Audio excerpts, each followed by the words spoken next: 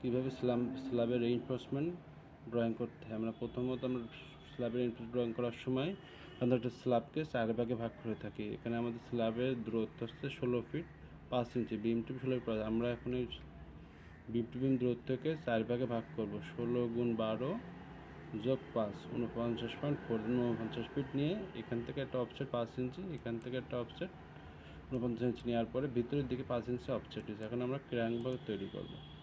এই যে আমরা ক্র্যাঙ্কবার তৈরি করে দিলাম। যেহেতু এটা চিকন লাইন কনস্ট্রাকশন লাইন আছে, এটা আমরা কী করবো বোঝার সুবিধাতে একটু গাঢ় বা একটু ড্যাশিং টাইপের মোটা টাইপের একটু করে দিলাম, ম্যাচ করে দিয়েছিলাম। দেওয়ার পরে কী হবে, সাধারণত ক্র্যাঙ্কবার যেভাবে দেখার জন্য কি আমরা ট্রিম করবো। আমরা ট্রিম করলাম।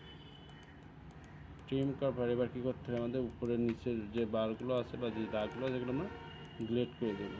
গ্লেড করে দেওয়ার পরে আমরা এক্সট্রা জন্য 5 ইঞ্চি অফসেট দিলাম। 5 ইঞ্চি অফসেট দেওয়ার পরে এটা কী করে আমাদের ক্র্যাঙ্কবারে এক্সটেন্ড করতে হবে। ক্র্যাঙ্কবার পর্যন্ত আমরা এক্সটেন্ড করে দিলাম।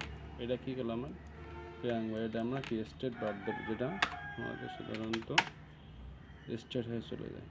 এই যে আমরা স্ট্রেট বার দিলাম। এই সেমভাবে আমরা ফুল স্ল্যাবে রিইনফোর্সমেন্ট ক্রিয়েট করবো বা ড্রয়িং করবো। ধন্যবাদ সবাইকে।